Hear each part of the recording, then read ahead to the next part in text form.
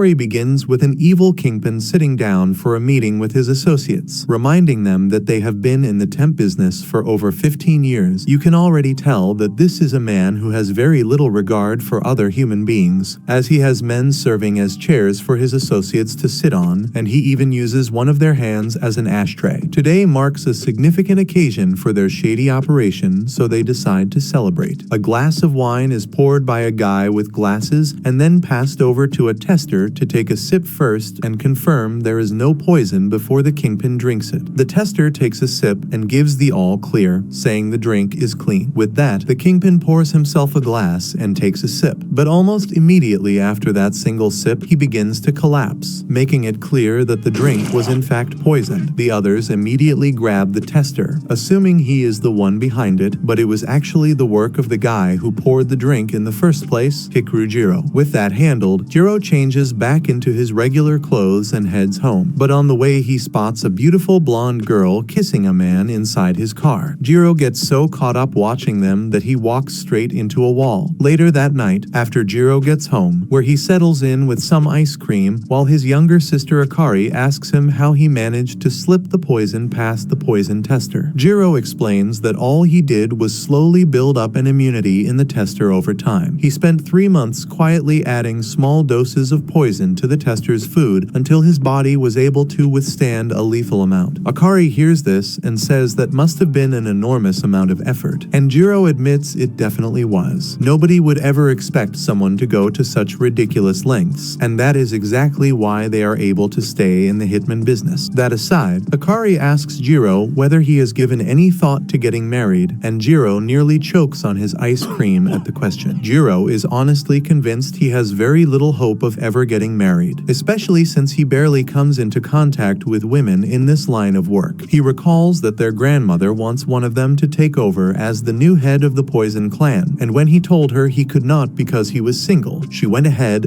and matched him up with a complete stranger from a branch family and nearly pushed him into getting married on the spot. Jiro knows this means that if he stays single, the line of Poison masters will end with him. Akari acknowledges that, adding that it is not as if she can really picture girls chasing after him anyway. Jiro then pulls out his phone and sees a message from the Bugmaster, so he heads out to grab a bite with him. They make small talk for a while and Jiro brings up how he plans on spending the rest of his life as a single man. But that is when the Bugmaster mentions that he is actually thinking about getting married soon to a quiet and sweet girl he met not too long ago. Jiro genuinely finds this surprising because he always assumed the Bugmaster would end up growing old alone. That aside, the Bugmaster makes a point of reminding Jiro that just because he is getting married does not change the fact that they are still good friends. With that said, the Bugmaster activates his bug legs and begins to leave, but Jiro calls him back at the last second and tells him that he has always looked at marriage as something negative. But after hearing him talk about it tonight, he is starting to think it might not be so bad after all. The next day, Jiro heads to a new job, and on the way there, the man who hired him starts talking about the girls who work at his office, but Jiro just brushes it off and tells him to keep his eyes on what they came there to do. That aside, his man goes on to introduce Jiro to the next criminal on the list that needs to be taken out, a woman named May, a cold-hearted marriage swindler who has been causing a great deal of trouble. He asks Jiro to handle her. Jiro wastes no time and injects her with a serum, telling her she is about to experience severe nerve paralysis that will work its way up toward the brain. He tells her that within seconds she is going to be in agony, feeling as though she is being torn apart from the inside. But rather than being frightened by this, May just starts flirting with Jiro. Jiro does not take the bait and figures it is nothing more than a last-ditch attempt to save herself. May admits that she did con people, but explains that she mainly did it to pay for treatment for her younger brother who is very sick. She says she grabbed every opportunity she could find and took on jobs she could never tell a single person about. But even that was never enough. She coughs up some blood as the poison begins to take hold, and adds that if she is going to die with someone who looks just like the man she loves watching over her, then she supposes that is good enough for her. She looks Jiro straight in the eyes and asks him to at least tell her his name before it is over. Jiro feels a slight warmth rise to his face as he quietly tells her. Meanwhile, the man watches Jiro work through a screen, and the girls around start to wonder why it is taking him him so long, questioning whether he is actually as good as people say, but the man just tells them to relax because he comes from the Jiro family, one of the oldest and most respected names in the assassination business, so he has no doubt he will get the job done. Back with Jiro, he finds himself genuinely wondering whether Mei actually has real feelings for him, but that is when Akari suddenly calls and tells him that she is moving back to the main house because she has decided to help produce the next heir to the Jiro family and the new poison master. One of the branch family members is also looking for a partner, so she has decided to simply marry him. Jiro cuts her off and tells her she does not have to go that far, but Akari reminds him that their grandmother is completely serious about getting an heir, and even said that if Akari refuses, she will strip away her freedom and force the matter. So Akari would rather do things her own way and on her own terms. Jiro asks what will happen to her girlfriend, and Akari simply says she is going to have to end things with her. Jiro tells her to hold on and not do anything just yet. He walks back over to Mei and asks her to marry him. He explains that in order to become the head of the Poison clan, he needs to be married, and since she at least has feelings for him, he wants it to be her. He also mentions that he would be able to help with her brother's illness on top of that. Mei looks up at him with a bright expression that briefly makes Jiro smile, but then her face goes completely cold as she tells him there is absolutely no way she would ever agree to that. She explains that she knew she was going to die anyway, so she just wanted to take one last shot at something for the fun of it, and now she can go in peace. She then tells him that other people fall in love and get married because they are genuinely right for each other, but in his case, he is never going to be a good match for someone he could end at any moment without a second thought. She tells him that if he ever wants to be a good match for someone, he has to start by being honest about how he really feels, because a marriage built only for inheritance will never last. Jiro hears this and finally opens up. He tells her that even though he is meant to be a cold-blooded assassin, he still wants a quiet life with someone he loves. He wants someone who will love him for who he is and truly care about his feelings. But he believes that will never happen because he never went to a normal school and never had the chance to meet any girls. He has lived his whole life as a poison master, and he was trained to never open his heart to anyone. Mei starts to laugh when she hears this because he just shared his feelings with her even though they only just met. She tells him it is not as hard as he thinks. All he needs to do is meet different kinds of people, and sooner or later he will find the right one. Then she tells him to just finish the job. As she says this, she begins to cry, realizing that her little brother's medical bills will never be paid now. Suddenly, the handler arrives with his group and tells Jiro to stop wasting time and kill Mei already. But Jiro refuses. He says he is not going to kill her because he needs her. He believes that Mei must be skilled at bringing people together if she was chosen to marry into their group, so he wants to hire her for that. He promises that he will do everything he can to keep her and her little brother alive, and in return, he wants her to help him find someone to marry. Mei is surprised and a bit excited when she hears this, because no one has ever said something like that to her before, but a bullet suddenly flies past her face. The handler says he is disappointed in Jiro, and now he has no choice but to kill him. He adds that killing the heir of the poison master will push them to the top of their field. Jiro says that the handler and his group ruin people's lives by stealing jobs from ordinary people and then blackmailing them with what they find. Jiro explains that he only kills bad people without guilt, so that means they all qualify. Jiro then injects himself with one of his serums, and it affects his body right away. His eyes turn green, and he puts on a gas mask. The handler and his group start shooting at him without holding back, but when the bullets stop, both Jiro and Mei are gone. The handler looks up and sees them on the ceiling, but by then it is already too late. In the next moment, all of his men are on the ground, weak and unable to stand, because Jiro has poisoned them. Mei is shocked to see how skilled Jiro really is, because she thought he was just talking before. Jiro tells her that he only used his 300 torments of hell poison, so they will not die, but the pain and fear should be enough to keep them from doing this kind of work again. After that, Jiro calls Akari and tells her not to break up with her girlfriend, because he is going to get married and take over as the new head of the Poison clan. Akari is happy to hear this. At that moment, the handler tries to escape. However, he runs straight into a one-way mirror and gets stuck. Jiro then throws a poison needle into his back, giving him the same effect as the others and stopping him from getting away. After that, they leave the building and get ready to enter a taxi. Mei still cannot move because she is in the chair, so she asks Jiro to carry her. Jiro starts to panic right away because he has never touched a girl outside of work. Mei tells him to relax, then reveals that she is actually a guy. This shocks Jiro and leaves him speechless. They go to a hotel where Jiro confirms that Mei is really a guy. He asks why Mei wears women's clothes. Mei explains that he dresses as a woman when he tricks men, and dresses as a man when he tricks women. He says it is more fun to play both sides. Mei then promises Jiro that by the time he is done helping him, he will be able to attract both men and women. Mei tells Jiro that he has already signed him up for a matchmaking event and asks him to fill in his details. The next day, they attend the event and notice that there are far more men than women. To fix this, Mei dresses as a woman and draws attention from many of the men, which reduces the number of rivals Jiro has to deal with. Jiro learns that first impressions matter a lot, so Mei decides they need to find his natural charm and bring it out. When Jiro talks to his first girl, he immediately tells her that he makes millions of dollars every year. This causes her to lose interest and reject him. When he tells Mei what happened, Mei is not surprised. He explains that leading with money only makes him look arrogant. Mei tells Jiro to smile more next time. When Jiro tries this with another group of girls, his smile looks forced and uncomfortable, and they all reject him. By the end of the day, Jiro becomes frustrated because everything went worse than he expected. Mei then shows Jiro a dating app that he signed him up for and tells him he already has a date. Later, during the date, Jiro struggles to eat because he was trained as a poison master to never eat food he did not prepare himself. By the time he finally gathers the courage to take a bite, his date has already left. After all this, they decide to stop for the day and try again tomorrow. As Mei turns to go home, a jeep suddenly drives past, and someone pulls him inside before speeding away. Jiro sees this and runs after the car, but he cannot catch up. Inside the car, the man asks Mei what he did to his older brother, the handler from earlier, and why he suddenly left the family cleaning services. Mei says he knows nothing about it, but the man does not believe him. He shoots a lead pellet at Mei from his mouth, which hits his face and causes pain. Mei still denies any knowledge. The man prepares to fire again. At that moment, the driver sees Jiro standing in the middle of the road. They decide not to stop and try to run him over. Just before the car hits him, Jiro jumps over it and strikes it with a special thermo poison. The attack is strong enough to split the moving car into two parts. Jiro chases the broken car and catches up. As Mei's side of the car begins to fall off a bridge, Jiro reaches him just in time and pulls him to safety, while the others fall into the water below. As Jiro holds Mei, he returns the phone Mei dropped earlier and thanks him for the day. He says that because of Mei, he was able to meet many girls in one day. He admits that he is not good at this, but he still wants Mei's help. Mei realizes that Jiro did not even get a single contact from the event, so he asks for Jiro's number. Mei becomes Jiro's first real friend, even though he doubts he will make many more. As they walk back together, Mei looks at Jiro and feels drawn to him. In that moment, he understands that this is Jiro's true charm. That was episode 1. Subscribe to not miss the next part and watch the next video on screen.